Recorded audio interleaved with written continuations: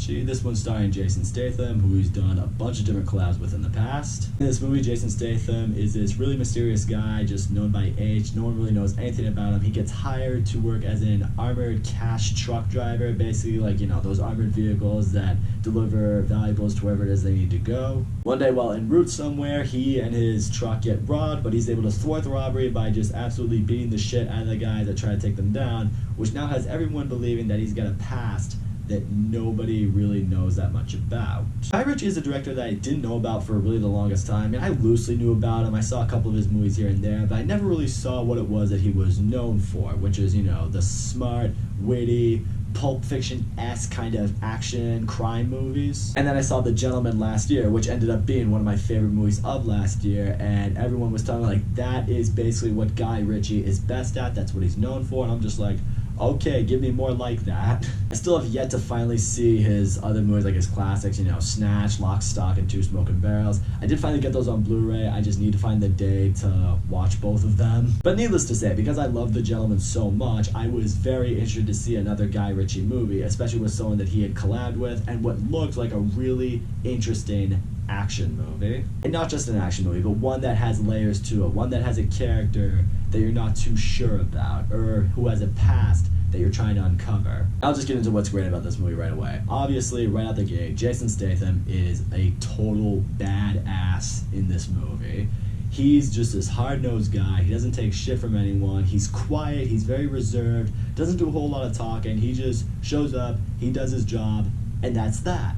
People try to get a rise out of him, but, you know, it's Jason Statham. He knows just what he's capable of doing, so he kind of just tells these people to piss off. And the thing is, because he's as tough a guy as he is, people generally don't want to fuck with him, which is nice to see. But the whole time, even before when he thwarts the robbery that almost takes over his truck, you are wondering for a while, even the characters are wondering for a while, what is the guy's deal? He's really hard edge, he doesn't really talk to anybody. It's like, what are you hiding? And that's why I would say this movie takes a very Pulp Fiction-esque kind of route, similar to what I alluded to earlier.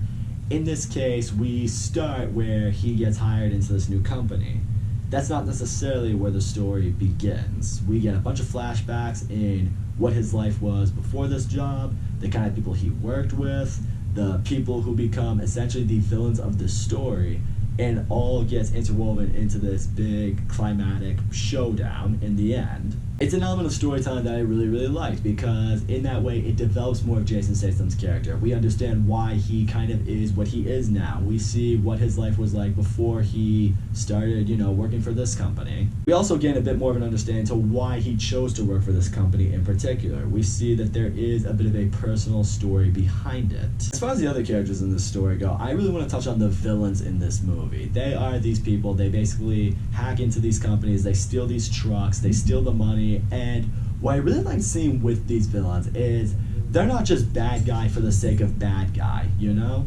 In this case, they are obviously robbing these trucks and they're taking their money from them, but it's not out of selfish intent, or at least not for all of them anyway. For most of these guys, they're just trying to provide for their family, they're trying to set up for their kids and generations after them. They are getting the money, but it's not for selfish reasons. And that's what I love seeing. I like it, you know, similar with Thanos in the MCU. It's like the best villains see themselves as a hero of their story. These villains see themselves as the heroes of their story. They're just like, we just want to take care of our families. We want to set them up forever because society has either left us behind or what we do is just not going to be enough to take care of our families. This will. It shows sometimes when you are denied opportunity, people just succumb to crime.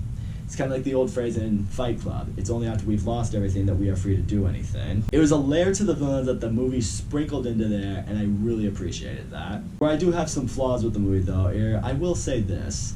When I watched The Gentleman, and from what I've heard about a lot of Guy Ritchie's movies, it was the dialogue. The movie was so well written. The dialogue between the characters, the way people talk to each other, the things people said. It was a really quotable movie. In this movie, there wasn't as much of that. There was never any monologue or, you know, conversation between two characters that I really thought stuck out to me. And now I get it. This is a different movie from those movies. But when it is something that Guy Ritchie does begin to get, you know, known for, and it's something that people typically go to his movies to see, When it's not there, you feel like, alright, this is good, but there's something missing. And I feel like that was the something. But to give more credit, I think the heists in this movie, when they go down, are really fucking awesome. I love seeing these villains at their work and how good they are at what they do, how they're able to infiltrate these armored vehicles, infiltrate these companies. It takes a lot of work and it's a lot of planning. What I love seeing with them is exactly how they break down each point. It's like, okay, if something goes wrong here, here's what we do. Okay, here's how we're going to avoid a situation like this, and we follow it to this point. And I like seeing Jason Statham being as skilled as what he does, how he's able to get in these guys' way of committing these perfect crimes. He just becomes that thorn in these villains' sides, and now neither of them are going to stop until they get one of them out of the way. I will also say, the ending of this movie, when the action goes down, it is pretty awesome. I mean, you know Jason Statham is just going to come in, he's going to kick a whole bunch of ass, but, you know, guns are going off, and fights are happening, and people are just straight up dying, and it's some really exciting, fun action. It's high stake action too. Once you've reached the end of this movie and you understand what's at stake for really all the characters, you know exactly what everyone's going to put on the line to get done what they need to get done. I will say, where the movie ultimately ends for Jason Statham's character is, I will say, a little bit abrupt. You know, we kind of learned that he is on a little bit of a peace-seeking quest for himself. I'm trying to explain that as vaguely as I can.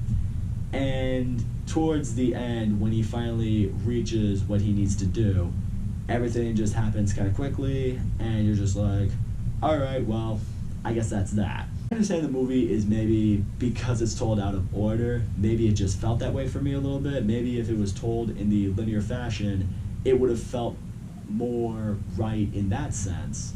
But because it was told the way it did, you know, to us, it allowed us to get more connected, or at least understand more characters more. So I guess in that situation, you have to ask yourself, which one would you sacrifice? I could be the only one who feels that way, but I will say, that's not the biggest flaw I have with the movie. It's just something that I felt should be brought up. I felt the movie did end a little bit too abruptly.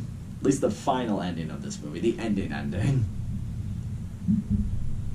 So all in all, Wrath of Man is a really, really enjoyable action movie. I really had a good time with this one. Jason Statham is as badass as he's ever been. I really loved the villain aspect of this movie. I wasn't really expecting to at least not really feel connected to them, but at least really understand them to the degree that I did. I was a big fan of the storytelling. It had very Pulp Fiction kind of vibe in at least that sense. I wish it had a little bit more of the Pulp Fiction vibe with its dialogue. I would say this one was also a little more serious than I know Guy Ritchie movies tend to be. Usually they have some humor sprinkled in there. This one was pretty serious. I guess that's, if I'm going to name another flaw, I wish the movie had a little bit more humor in it, especially because Jason Statham, when he wants to be funny, he is very good at timing his comedy. But nevertheless, the action in this movie is a lot of fun. This is a really solid, well done heist movie that answers a lot more questions as the movie goes along. It's a movie that keeps you invested. I gotta give it props for that.